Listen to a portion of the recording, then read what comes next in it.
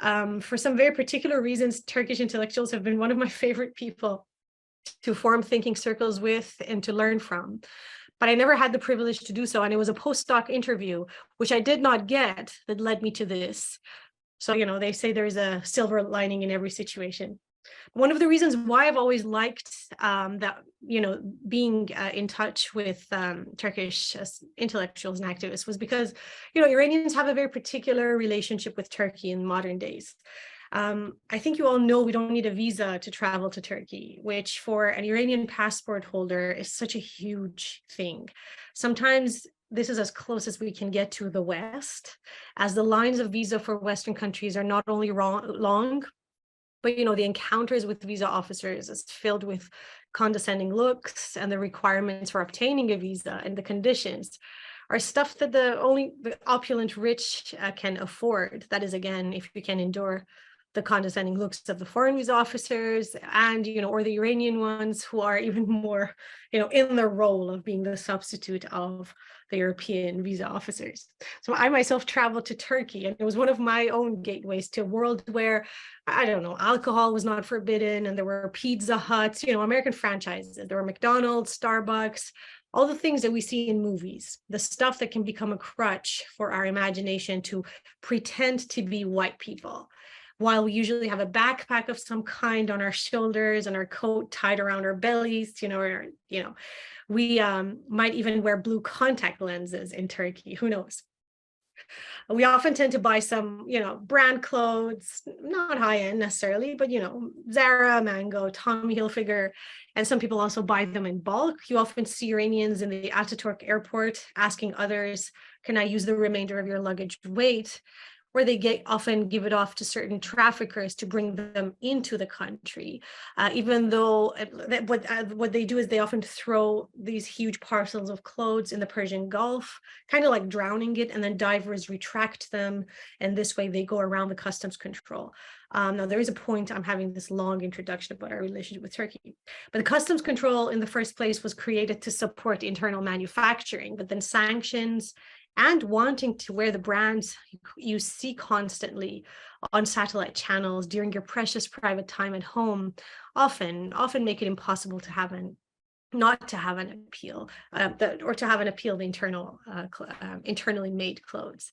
It is also going to Turkey is also a practice of forgetting who we are momentarily. We take photos with, McDonald's. We forget that we come from a country that, as a result of many things, does not have these American franchises.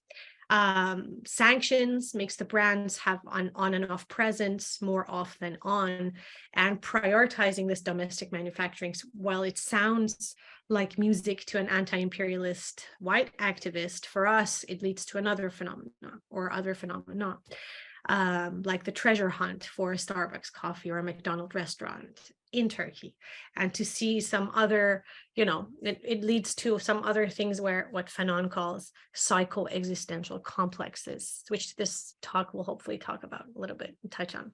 I myself have practiced this type of existence in my trips to Turkey itself, to Tajikistan, Armenia, India, the UAE, the Philippines, all the non-Western places which a sanctioned Iranian tourist might want to wish they were Western. I would buy Mozart CDs from an Armenian shop, Pasternak poetry from a bookstore in Tajikistan, and a Bosini coat for my partner from the Philippines. Now, don't get me wrong, I have, this is not boasting, but I'm just pointing to some other complexities that I will, open throughout my talk. I have scuba dived the heck, and I've paraglided in Antalya, and I had the best yogurt soup while visiting Cappadocia. I've also conversed with Persian-speaking intellectuals in Tajikistan, but there's a reason why I'm highlighting this at the beginning of my talk about this relationship with Turkey. Turkey provides a temporary relief for us. People, as I said, often imagine or wish the modernization efforts that Ataturk did and the Shah attempted to do would have succeeded. This is the non-complicated version of our admiration for Turkey. Turkey is also where dissidents seek refuge in, the Iranian dissidents, fake ones, real ones. I would love to dig deeper into the weird webs of influencers or betting websites that have become money laundering means for Iranian businessmen. I do want to say not just businessmen, but sanctions beneficiaries from inside of Iran. But every time I ask, there's almost zero discussion of them by Iranian journalists. It seems like it's too sensitive and not open to any sort of investigation in the Iranian news analysis sphere. At least this is what I have experienced. I've always hit a dead end.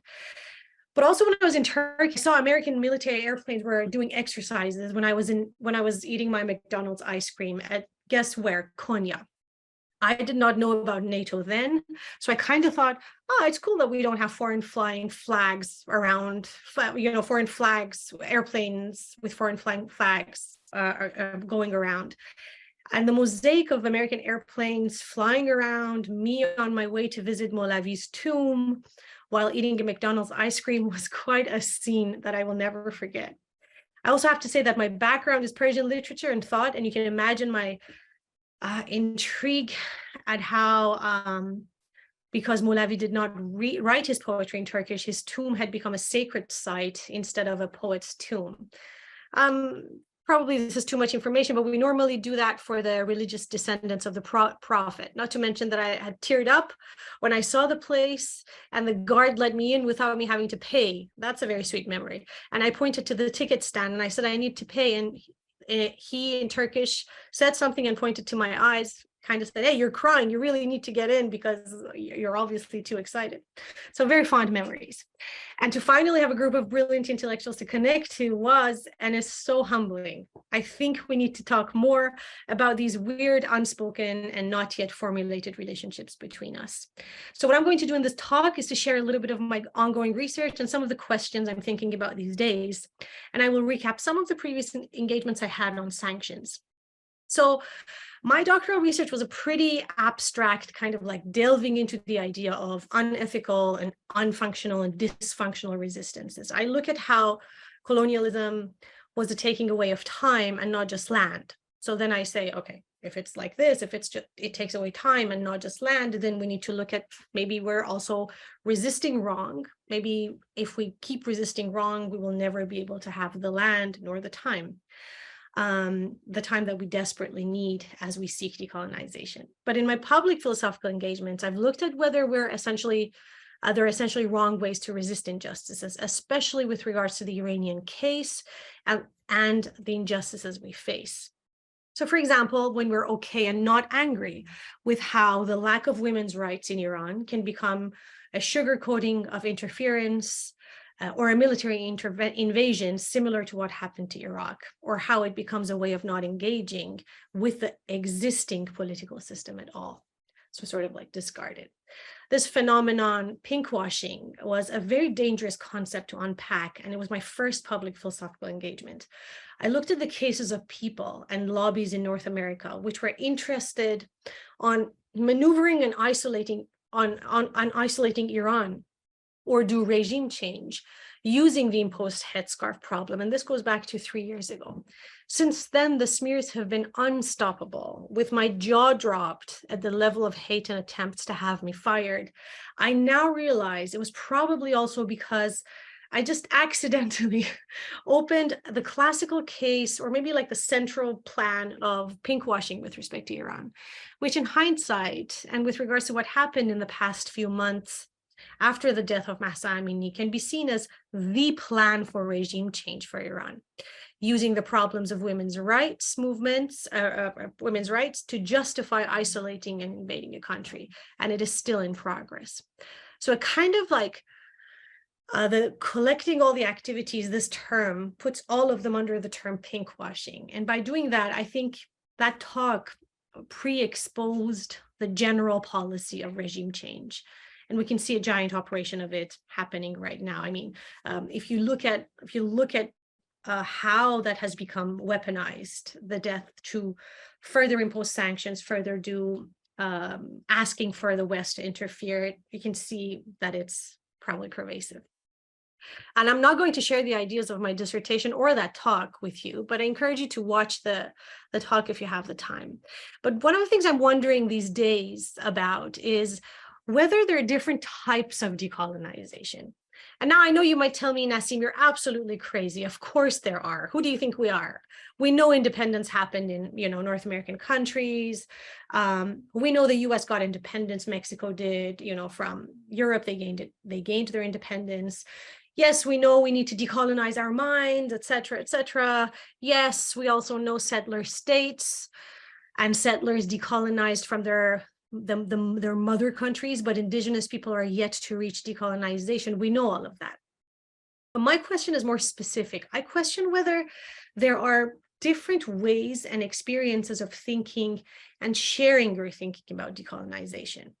And I've come to realize there are two types, at least, of sharing your thinking and formulating decolonization. One type gives you public accolades and prestige, and the other gives you traumatic public and professional experiences. So, two ends of the spectrum. I'm not talking here about sharing the trauma of being colonized, which is a very serious problem in and of itself. I'm also not talking about the uncomfortable moments of students resisting these discussions in classes. That's not also the case. My question is more, is there a level of bodily and psychological trauma because of sharing your research about a particular type of decolonization, right? So in the liberal world, in the free world, is there a level of corporeal and psychological trauma? So in other words, does thinking about decolonization expose you to danger and degradation in North America and in the liberal world, as opposed to exposing you to prestige? Because we know activist ideas are also regarded with some prestige, even though they're resisted. And I'm precisely evoking like a dichotomy, a dualism here. It's a this or that. It's completely on purpose because I have experienced both of them. I've experienced teaching and working on decolonization that have given me accolades and prestige, and the other one that gives me trauma and professional hardships. So by now, I think I've pretty hypocritically instilled this in your minds, the association of the words danger, degradation, with formulating a particular type of decolonization and sharing those formulations with public. Okay, let me give you an example of this, because I think it would shed light on the thing I'm telling you. For example, let's say we have a scholar who has a brilliant work on how, for example, our palates, the tastes, our food tastes have formed a colonial preference. And now we're lenient towards and deem with a high regard, foods from Italy, France, Spain, and etc. Right? This is a work on decolonization. People will listen to this brilliant colleague. It is fabulous work, and it's cutting edge, and it's amazing. But let's say you want to give a talk on the colonial underpinnings of sanctions, on especially in the context of U.S. imposition of unilateral sanctions on Iran, right? And the very important isolation factor that exists in imposition of sanctions, which is very common to colonial engineering. The Indian Act, the Gaza Strip itself, the economic isolation leading to a weakened nation. So all of these are like, they have this idea of isolation in them. Let's say I want to give a talk about that. Not only your talk gets canceled, but your reputation as a scholar is greatly compromised. This is a personal example. I actually had my talk canceled, and I might repeat it again, but at Concordia's Department of Philosophy in March, because even before the posters were created, because of the smears. And it's understandable. It's not easy to dismiss it when someone who says Nassim is affiliated with the Iranian government because of that mistranslated tweet, or because of her support of, I don't know, the nuclear deal, which I am still absolutely in favor of and vehemently support it and its creator.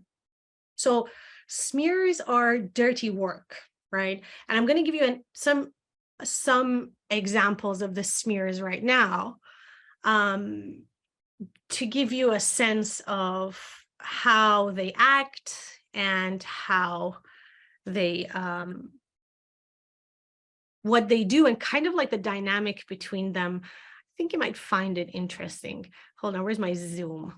Okay, so let me share my screen with you. All right. Okay. So you see my screen? Great. Okay, so this is one of some of the, so I'm going to start with some, graphic ones, but then I'll show you the more subtle ones later on because these are, at least they're good because you're like, okay, look, really, this is really messed up. So here someone tests, just because I questioned the presence of a terrorist organization in most of the themes of what they wanted in most of the talks of a speaker who started being famous after the mass amnesty movement. Someone wrote, Nassim, when you get on the subway to go to work, to Concordia, watch your back. Who knows, maybe one day, one time. And then the GIF, and then says, I'm saying this for your own good. And then the GIF sort of like puts the person, throws the person on the railroads. Now, the other one is, I use the Google Translate for this one. It says, can't we pay someone to hire a killer to kill her? And then someone says dark web. Obviously, these are empty threats, but the point is that they know that I see these, and a lot of my friends have actually stopped after having received these threats. This is one of my favorites because I'm wearing a Gap shirt coat here, and who knew they had a special edition with the arm of with the logo of the Islamic Republic on it. They just put this there, and then they wrote, Nassim is a mercenary lobbyist of the Islamic Republic in Canada. Now, you might think, okay, this is stupid. It's obviously, you don't, if you are a mercenary, you won't carry around a logo on here. But I think it has a more contentious part to it, and that's because they wanted me to file a defamation suit, and that's a different story where, it becomes emotionally, financially, time-wise, everything would be consuming and draining. So, it has a very specific legal, it's a specific legal trap. Now, these are some of the ones that I'm sure some of my colleagues who are here have seen these. They kept tagging Concordia here. I wrote, I was talking about how I'm against executions, but then they took one of my sentences, which I say I understand, because someone was saying, hey, but sometimes it's good. And I said, I understand, but in this case, it still is troubling. And then they sort of created these, they're drawn by professional people. This made me really upset. And this one says, this is me. Who cares? Someone has a short hair. I have a short hair. They put me there. And it's like, I'm in my Jaguar, drinking being in Montreal and with people's money. And here I am hoping being on wait list of Concordia's teaching seniority list. This is something that I think is an interesting example because I found in the past 3 years that every time I announce that I'm doing an academic work, people would go and tag that organization and then ask them to cut their ties with me. So, for example, I was the co-editor of a journal of School and Society, and then my editor just said, hey, I've been receiving these weird things. So, they're kind of like, it is your moral responsibility, make the right decision, and her position. My doctoral supervisor receives these, which is very interesting. They sort of like tell him to cut ties with me or do not give me platform, and etc. Now, I'm saying these with smile and laughter, but it's a very huge toll. It takes a very huge toll on me.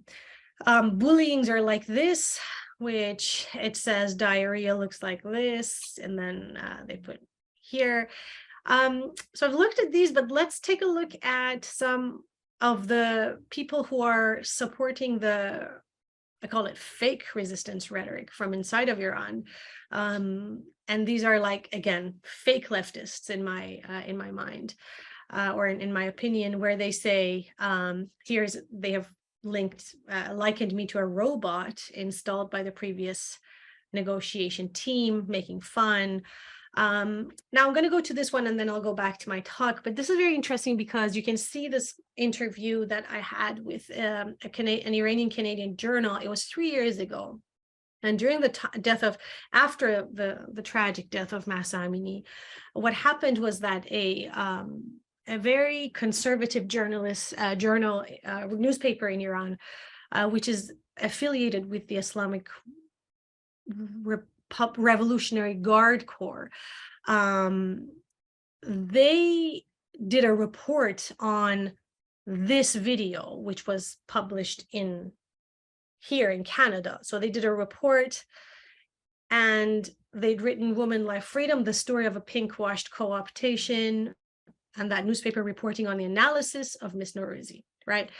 Now, what happened after this is very interesting, because this was like a very kind of an extremist newspaper in Iran, having my report there. And then we have people started tagging Concordia, Department of Philosophy, and then this guy started saying, oh, Nassim's interview has been published by the Iranian newspaper. So it was a very interesting choreography between the two smears. And then a lot of death threats went to the Department of Philosophy, and then and that's, I guess, why the talk was canceled afterwards. I looked up this guy who wrote this email to the university, and the Jerusalem Post has a profile on him, and he is a senior fellow at the Philos Project. So I was like, I'm really curious to see, why would someone tag, like, why would an academic want to do this? And then I realized that they're in the Philos Project. It's a community of Christian leaders who advocate for pluralism in the Near East. And then one of the partner organizations was Passages Israel, Center for Hebraic Thought, and then so you can put the connections together, which is very interesting because it started from Iran and then it was picked up here. So a perfect thing. So some of the examples that I showed so far kind of shows the live decolonization, and I'm going to talk about this a little bit, consists of these things: fabricated stories, smears in the community, workplace smearing, and legal harassments, I think. So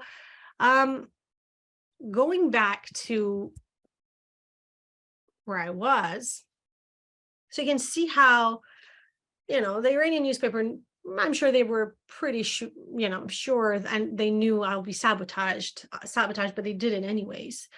I mean, I got to give them credit. They never wrote that I gave an interview with them. They used a public material, and then I got smeared from inside, also from a supposedly reformist journalist, who in private, we often talk about her murky connections. It's a very complicated stuff.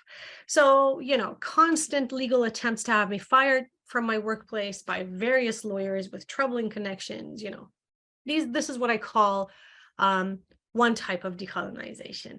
One talk, if we talk about how our palates have formed colonial taste or preferences, doesn't get canceled.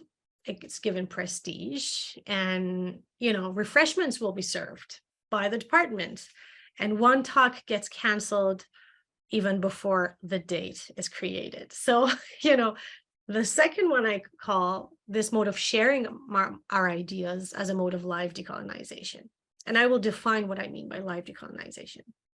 But the example of colonialism and food can be a fitting example, because I think we're on the two ends of the spectrum, as I said. So live decolonization, I was looking at the dictionary on the word live, for me would then mean wrestling with live colonialism. And live colonialism here in this context means wrestling with the remainder of the earth that is to be colonized, right? And sanctions as this colonial agenda of isolation with respect to Iran, very particular, leads to live colonialism. It's kind of like it is to be colonized, right? So I've done both types of decolonization. One of them is doing decolonial philosophy, and one of them is doing live decolonial philosophy. So what I do when I say what do we do in live decolonization as someone in philosophy? Nothing. I just rebut the arguments, either from the fake pro-resistance group inside of Iran or from the funded opposition or dissidents outside. I don't go to parliaments. I don't do even major broadcasting networking interviews, even though I've been asked to do so. So far, my policy has been to only do interviews with independent and activist networks. Might change. I might go to, I don't know, Al Jazeera, for example, but so far I don't want to, and I have not. So I basically share the rebuttals, and I basically drag the conversation of sanctions to its fitting and appropriate place. It's a colonial idea. Sanctions, freezing a nation's assets, cutting off their trade possibilities, historically go back to penalizing nations who withstood the Western and Eastern expansionism. And I'm quoting Dr. Mossadegh here, the Iranian prime minister who nationalized the Iranian oil. Sanctions go back to the Shah period and not the Islamic Revolution. When and after the oil was nationalized, it was kind of like this idea of let this be a lesson and a dark fate for anyone who dares to win sovereignty over their land and resources. The situation needed to look dire for people who nationalized their resources. So, British Petroleum and Britain started imagining another fate other than Iranians enjoying their resources, which was then that time their own. So I don't overspice my talks, public engagements with jargons. I don't always blame, as some people say this, but I don't always blame imperialism, capitalism, Orientalism. No, I don't do that. I put the blocks of arguments next to each other in a way that, as I have mentioned before, it would be impossible to see sanctions like before, as a way to be liberated from unwanted leaders. And I put them in a way that to see it as it is, penalizing nations who withstood Western and Eastern expansionism, both Russia and the West. So I rebut the arguments of those, for example, who say, I am in favor of sanctions because it's the only way the situation for Iranians would get better, because sanctions would make the leaders comply with some rules that eventually takes the country to the path of progress or helps people with regime change. Here I say, okay, we know historically and politically sanctions have often failed to make regime changes in big countries with strong leaders. And it has sometimes worked in small countries that, here's the key, internal conflict is already in place, but they have never led to a peaceful transition of power in the Middle East, never, right? So, and you can't say, okay, sanctions will help leaders comply to what we want, right? Because imagine you're the government of the sanctioned country and you know that the sanctioner is waiting for or encouraging dissent and the subsequent turmoil to then change you as, the leader. What do? I mean, we can even think about it ourselves. You then take a more preemptive, large-scale violent measure to ensure any dissent gets crushed, so it never leads to large-scale uprising.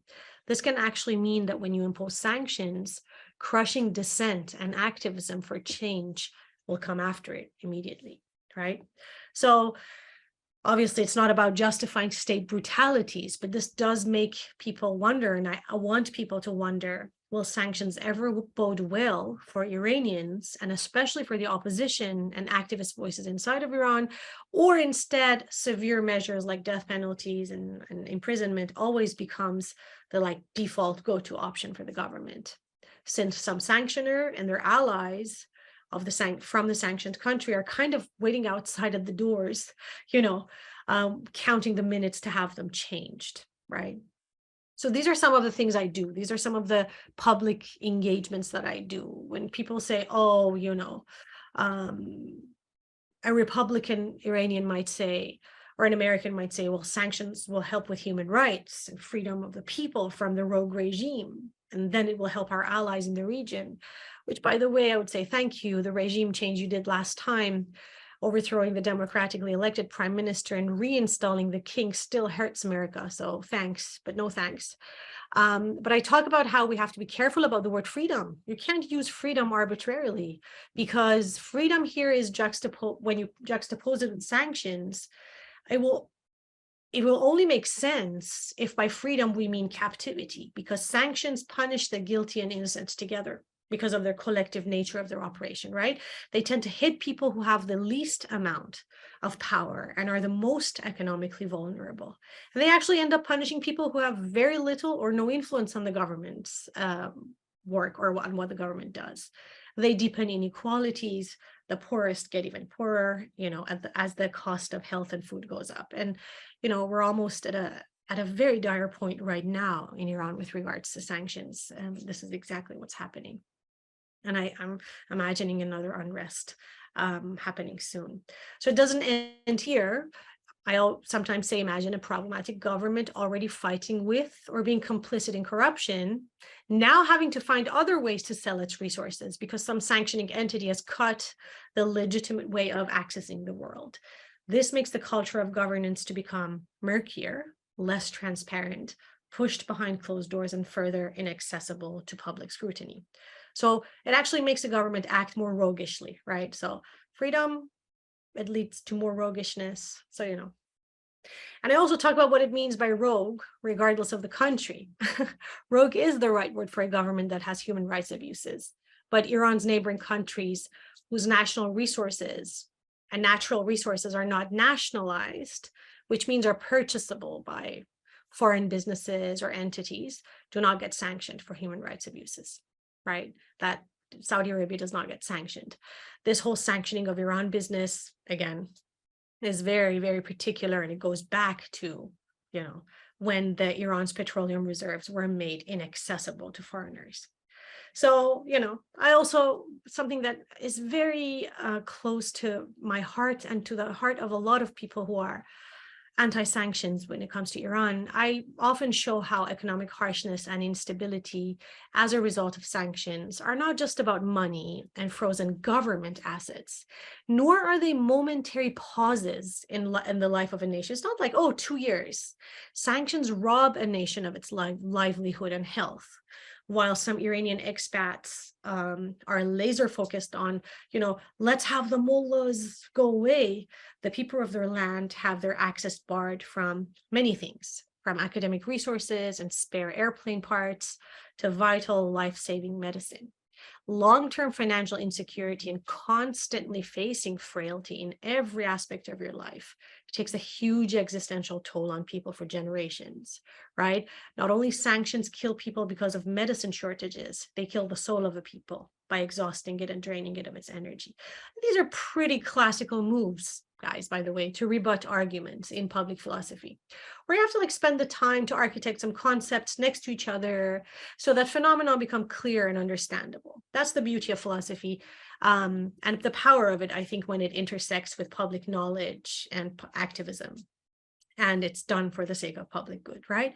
So it's very interesting because if we go back to see why this kind of engagement leads to degradation and trauma, for me as an academic, so it's sort of like I was trying to formulate this, and I thought, when you're trying to mess with a scheduled explosion time of a ticking bomb, right? It's a ticking bomb, a colonization waiting to happen. James Rickards, an author who writes on currency wars, and I've said this in many places, talks about this sort of punishment, how Federal Reserve punishes the Iranian government by sanctions. He says, if the US wants to alter the behavior of a rival government, it ratchets up sanctions against them. Sometimes it decides, and he sort of says this in such a boasting and gloating manner, it's too traumatic to watch. There should be rating on this, it's violent. But he's giving a talk. He boasts, the US goes for the jugular, cutting the central bank of Iran out of the global financial system. He argues, this guy, Rickards, how the businesses that deal with the US as a sanctioning entity, they don't need to be told twice, as they do not want to face not doing business with the US, right? So you cut the access of the central bank, and that results in an instantaneous 40% drop of the currency, the value of the currency, in 1 day. What happens next can be anticipated, he says. A lot of what is sold is imported. You need dollars to pay. If your currency is down 40%, you need twice as many dollars. so the country has to double the national currency, right? So dramatizing his reflections, he says, now we're injecting hyperinflation into their economy.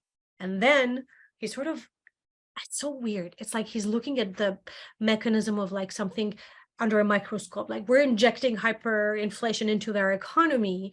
And then the fact that their election is in March is interesting. We're doing this ahead of their elections, whether this is to stir the pot, to get the Green Revolution going again, whether this creates more dissent. He's sort of like musing on this idea as if he's like the engineer of another nation's fate, right? So then he says how inflation is a powerful motivator of popular discontent and in social unrests, and it's a good way to destabilize a regime, right? So it's very interesting. So ticking bomb, right? Destabilizing a regime. Sanctions as ticking bombs. We gamed it. He means currency wars and inflation injections in 2009, and there was a big worry about inflation thanks to the chairman of our Federal Reserves. So think about the rebuttals I provided earlier. I said, oh, sanctions do not mean freedom, sanctions mean more captivity, et cetera, et cetera. And now think about kind of opposition outside of Iran, which are proposing ways to maintain sanctions to get to their desired explosion, which is regime change. And then think about the rebuttals again. So there's oppositions and then rebuttals here. And there's a scheduled ticking bomb. And then look at the amount of live war that is happening here by and through concepts. You know, I sometimes think that live colonialism needs a lot of sugarcoating so that its motives will not be detected. And the bomb will sort of like, it ticks its way into where it wants to go. You can see the difference between playing with a ticking bomb as a decolonial endeavor versus me giving classes on decolonization and colonialism, which I do, and I have given, and I have done, standing on First Nations territories, occupied territories in Canada, and formulating stuff about how bad colonialism is. So one of them is like playing with a live ticking bomb, and the other one is formulating, you know, stuff and explaining stuff. What I did was not unprecedented, nor was unique. I didn't do anything special. I think the nuclear deal did this. The nationalization of oil did this. People voting in corruption-free politicians have done this before, like the president we had a few years ago, Khatami did it. I think a lot of pro-diplomacy and anti-war people and scholars and activists do this. I just did it through concepts. They do it through different things. I played with the scheduling of the ticking bomb, and each of these efforts played with live colonialism. Remember, live colonialism, again, I define it as, you know, colonizing part of the world that has not been colonized or that is yet to be colonized. Now, and I'm going to go to BDS shortly, but I also have to mention, you know, did some fractions within the Iranian government with their ties to Russia, Britain, or maybe just out of profit help with sanctions remaining intact? Absolutely. I gave a 2-hour talk about how the co-optation of anti-imperialist rhetoric and unfortunately leftist rhetoric adopted by some fractions within the Iranian government, you know, they also helped sanctions remain in place. And they kind of led the perfect matching hand to the sanctioners to smear the nuclear deal and its creator. What do these two have in common? The people, the opposition outside of Iran and the sanctions beneficiaries inside of Iran, I think it's vested interest in making sure sanctions remain. Was I smeared by the ones inside of Iran, as I showed? Yes, absolutely. Were the anti-sanctions Iranians abroad smeared by this fraction inside of Iran? Absolutely. And sometimes it was as vicious or even worse than the smears of the funded opposition. Does the non-Iranian left, do the white leftist activists see this? They barely see this. They're so bedazzled by the rhetoric that Iran's government uses. So, and I know we talked with Zaino about this, that some of you have had the discussion about sanctions on the BDS movement. And I think it's clear by now that the BDS movement was inspired by anti-apartheid movements in South Africa. They're kind of like when we say sanctions, the sanctions in the BDS is fighting a very particular segregation, the apartness of the ruling people from the ruled indigenous people and the true owners of that land, right? So we're talking about a group of people that from afar that just showed up at the shores without the consent of the owners of the land, and then they dispossessed them of their properties and isolated them into strips of land, and they systematically continued the dispossession, essentially colonizing them, right? So BDS is premised on knowledge from occupying a land or settling in it or expanding your presence in it is a colonial move. And therefore, it needs to be a part of our activist life if we are to be decolonial. But sanctions in the case of Iran are engineered by the colonizer and the settler who was forced to leave. It's engineered to inflict pain, right? And I'm using Richard Nephew's word, to inflict pain, who is the author of The Art of Sanctions. It's supposed to inflict pain in order for the government to abide by something or to stop an activity that the sanctioner, the colonizer, does not like, right? So the history of sanctions go back to the Brits, because I always mention this, it caused colonial harm to the British rearmament program. And I think it cost them £100 million per annum, Iran's oil being nationalized.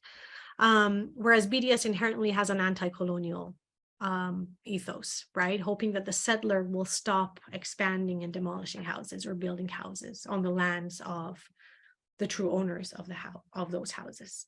So we're not talking about leaders versus their people. We're talking, in the case of either South Africa or the BDS movement, we're talking about objections that one ruling people, often white settlers from Europe, versus the ruled natives and original owners of the land. So these are completely two different ways.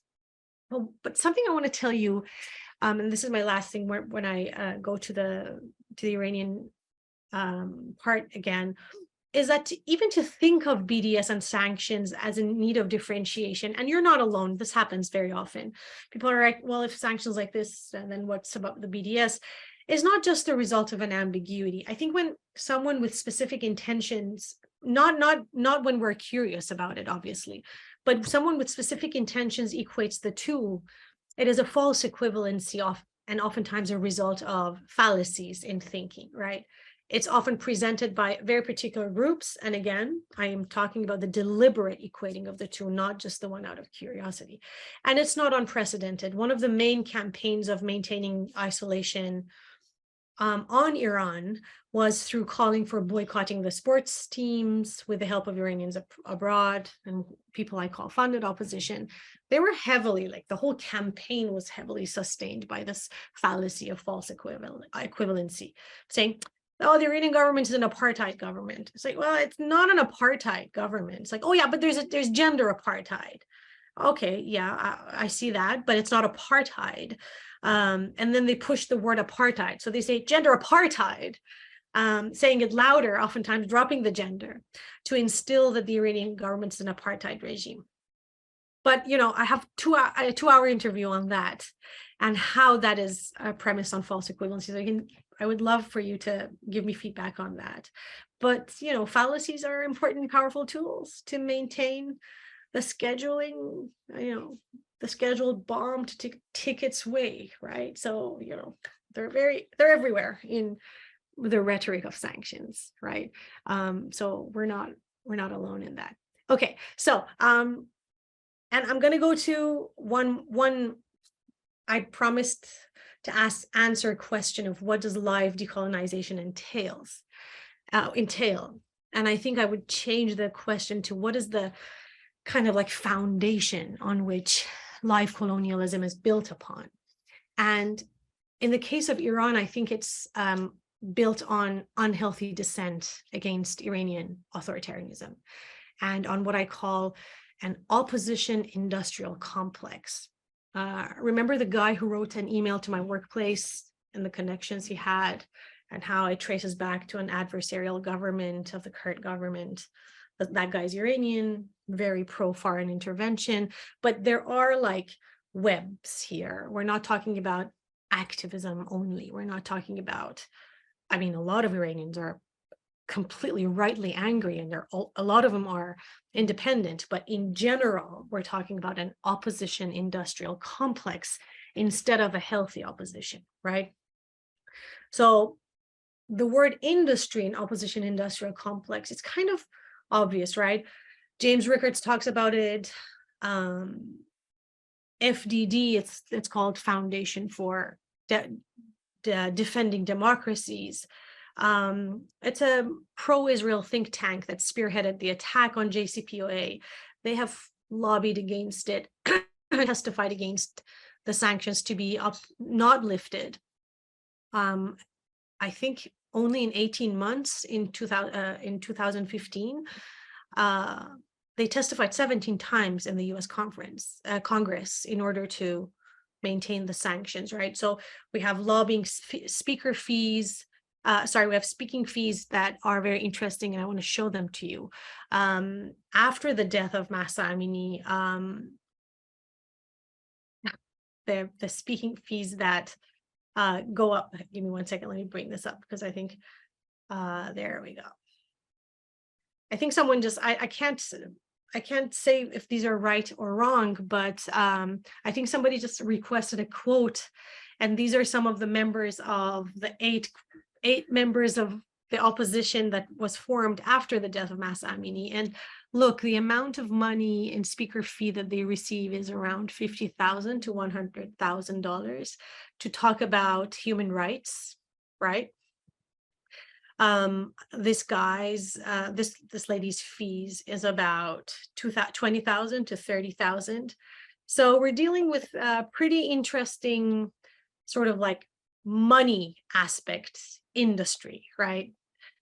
So there are conferences held by Iranian expats. Again, traces of a lot of adversarial governments' interests are very present. There's satellite channels that are allegedly run by Saudi Arabia, and etc. So this is called a funded opposition.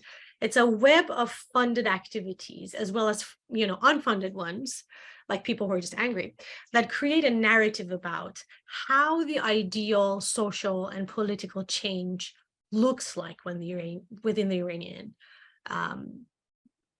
people, amongst Iranian people. So the toppling of the government is presented as the best ideal option.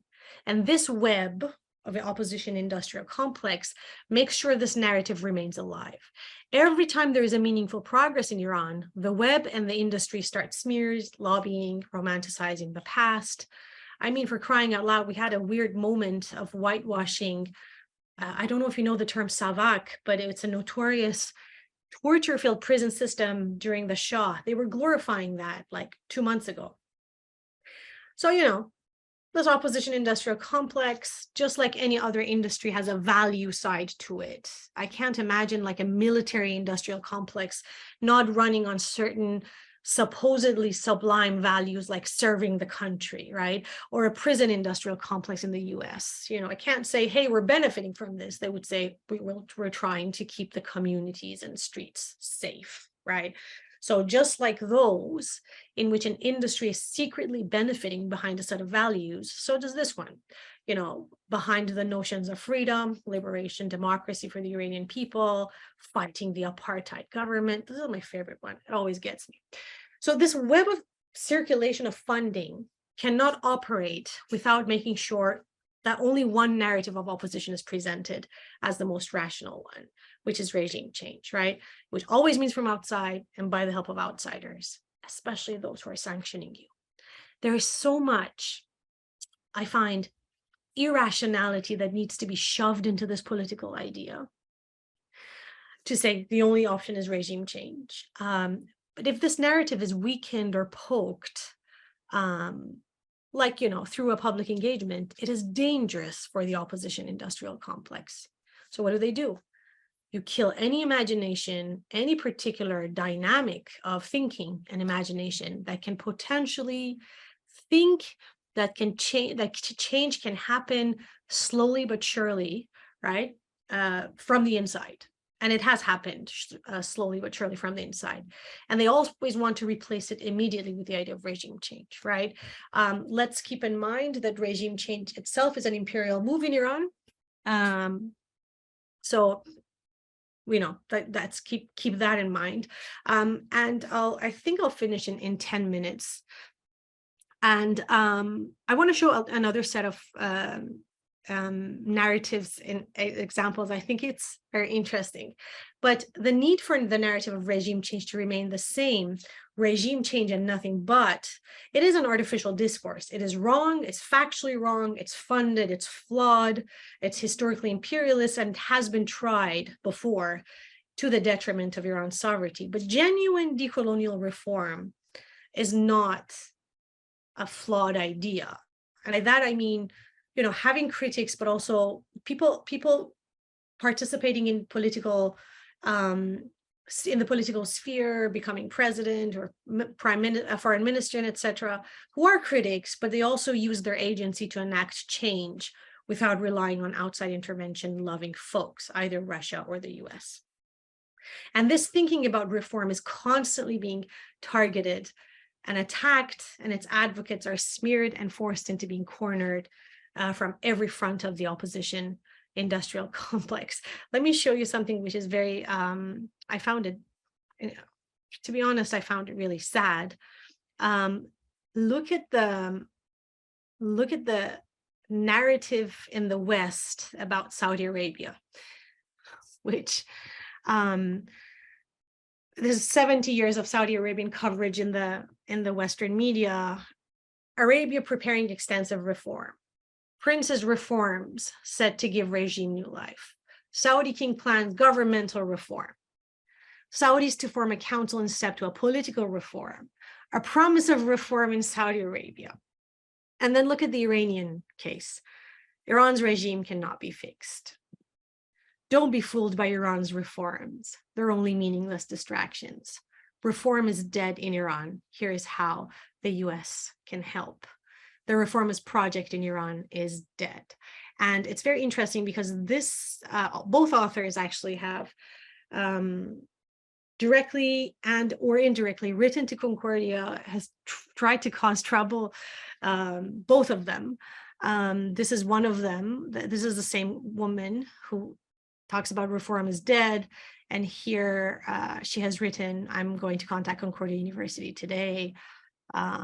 You know, I recommend everyone contacting and voicing their concerns to the university because I tweeted something. So it's very interesting how you sort of like relate and see how any idea of reform or any idea of a reformist and not a completely pro-regime change can be crushed and smeared. So, you know, anyways, this brings me to an interesting, perhaps surprising conclusion at this juncture of my talk, which is, in order for live colonialism to happen, something needs to be present all the time. And that's not thinking. Not thinking needs to be constant and constantly present amongst a group of people that are suffering from authoritarianism, from opposition industrial complex, and unhealthy dissent. Because the moment you think, the minute we rebut false arguments, the web of opposition industrial complex will unravel. So for colonizing the remainder of the earth that has not yet been colonized, there needs to be a lot of not thinking to happen, right? So live colonialism entails a lot of investment in not thinking, employing as many fallacies as possible, relying on weirdly and vague abstracts like woman, life, freedom, and not digging to see where and how this slogan became the slogan after the death of Mahsa Amini. This is not to abdicate responsibility from the brutality that the Iranian government committed. So it entails investment in that and smearing of those whose work pauses this not thinking, or whose work provides an alternative to the Iranian imagination, an alternative other than regime change. But focusing on the industry is the easy way out. If I tell you, oh, it's industry, everybody knows this one, right? I would like to, as the last part, focus more on the complex part, opposition industrial complex, than the industry, mostly because The industry kind of points to capital and money, and even though it's absolutely necessary to do, and I did focus on it, it's not enough. If I focus on the industry as the final landing point, the conclusion we often tend to get is this kind of like, oh, people are so dumb, or they don't see this. But don't forget the dilemma that I mentioned and I touched on with the anecdote that I told you about my travel to Turkey, right? We have authoritarianism on the ground. We have corruption under the rhetoric of resistance against imperialism. We have unhealthy dissent. What do I mean by unhealthy dissent is we have Iranians suffer, I have suffered myself before, from Eurocentrism, from basing our ideas on ideal, non-existent ideas of change, from wanting to become like the Europeans, it's a legitimate but overall very flawed idea, wanting to be white, and because of wanting to be white, ignoring historical facts. So this unhealthy dissent has a lot of flawed aspirations, ignoring facts, fetishizing unrealistic dreams for your nation, and they comprise unhealthy modes of thinking about change. To me, this is what not thinking looks like. So we have an opposition industrial complex investing in the unhealthy dissent and on non-thinking, and laser focus on the regime change to the point that a deal, the nuclear deal that turned our lives upside down, the JCPOA, you become apathetic towards it. You say, whatever, the architect of that deal is also with the system. And you tell them, dude, we had the second ever lowest inflation rate after the revolution when the nuclear deal was implemented. Your livelihood was positively affected. The deal was literally the second and completing phase of our decolonization. All the UN sanctions were lifted. It was unprecedented. Like it was Trump that got out with the help of the opposition industrial complex. Think about what you're thinking one more time. And the response is, are you with the system? You're probably with the system. So here we are. When authoritarianism happens on the ground with this web of ideas, the industrial complex becomes either invisible or people don't care at all that it's there. And there's a lot of apathy that is produced against facts, any investigative poke, engagement, or journalism. And, they would be dealt with apathy. So if you're lucky, they'll just be apathetic towards you. If you're unlucky, they'll do their best to have you fired. So don't forget this, we're in the zone of live colonialism, right? But if we focus on the complex of this industrial complex, then you can see that complex is more aligned with a definition of a related group of usually repressed ideas, attitudes, desires causing, this is a very psychological definition, but mental or behavioral abnormality. So opposition industrial complex is an opposition complex that resists examining its unhealthy stances and therefore ignores the ensued industry to the detriment of its own fate, and it maintains a flawed thinking and insists on cherishing it, right? So, and the choreography between the industry and the complex is a potion for live colonialism, for colonizing the remainder of the earth that is yet to be colonized. So there is a lot of repressed desires that have an effect on our comprehension and embrace of the injustice in a global scale. And the prolonging of sanctions can thus be framed as live colonialism, right? This complex, Fanon calls it a massive psychoexistential inferiority complex. For him, it has a very important place, this wanting to be white. The assumption that we have of the white person, of the white land, the assumption that the white man not just has a firm hold on democracy and other progressive movements, but also they're the authority to propagate democracy around the world. And I research and become sleepless about this assumption, and that won't go away despite the provision of facts and the very persistent mode of the comprehension or complex, right? So, you tell them, a lot of them, hey, look at this guy, look at Bernard Levy. He's present he's talking to these actresses that are spearheading the woman life freedom. Bernard Levy is a very particular character. You can read up on him more, but people don't care about that. They care about the glitter of the Cannes Festival. Oh, look at that, actress on the Cannes red carpet. So, the complex creates an invisible wall for our comprehension and to being okay with smearing, with the smearing of anyone who pauses this thinking. It's a very weird complex. And this is how, for me, colonization and live colonialism takes away our time of becoming. This invisible but decisive and determined wall of complex of not thinking doesn't allow for paying attention to facts and people who work to untangle our lives from live colonialism or deem it as precious.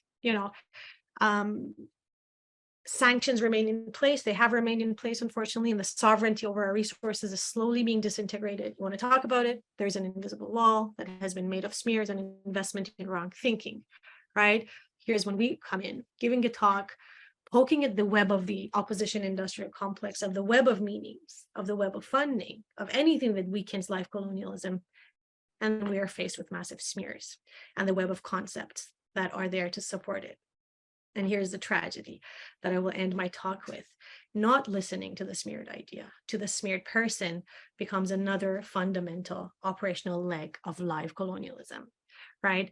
So another added component, not listening, and another one, smears, are two pillars of live colonization. In order to make sure that the colonized are becoming non-thinkers. Becoming non-thinkers becomes the fate of those who are targets of sanctions and the thing which allows the sanctions to continue. I mean, at the beginning of my talk, it would have been probably a weird, pretentious, smart thing to say that live colonialism thrives off of non-thinkers and non-thinking through creating and maintaining an unhealthy dissent, through crushing the healthy ones, and the attempts to stab live colonialism by a strong web that the opposition industrial complex creates, right? But now I think we understand it probably a little bit more, and the very complex that all of us carry when we visit Turkey and search for McDonald's and Pizza Hut. That's the one complex that we're talking about, the one I started my talk with. Try asking the Iranians you meet in Turkey about the nuclear deal, or tell them my name or a pro-diplomacy organization or treat a Parsi, for example, and the immediate response is the one that comes from not thinking, oh, they are with the regime, right? So it's something to think about. And I was supposed to engage with the question of what decolonization or live decolonization looks like. And this is how it looks like: invisible walls of not listening, pillars of not thinking, with a nation that carries a psycho-existential complex and a sanctioned complex, and an opposition industrial web that heavily invests in these complexes, and going head-to-head with a sanctioning entity that imposes and inflicts pain, so the frustration continues, and a group of beneficiaries from inside that dial up the rhetoric of anti-imperialist resistance, and all what and at the same time trying to form imperial ties with imperial powers like Russia. All of these are happening while receiving, me fighting with all of these at the same time, while receiving weird messages, from your mom that says, oh, your cousin or your aunt said, oh, is Nassim really with the regime? And going to bed like a wounded warrior. No prestige, no accolades. No refreshments served during your talk about decolonization. What awaits you are wounds that are literally created by not thinking. A smeared face and prescription drugs await someone who's fighting live colonialism, at least through philosophy. I think living with and grappling with the product of British and Churchill's imagination for our fate while fighting authoritarianism on the ground, this is what live decolonization looks like. Thank you.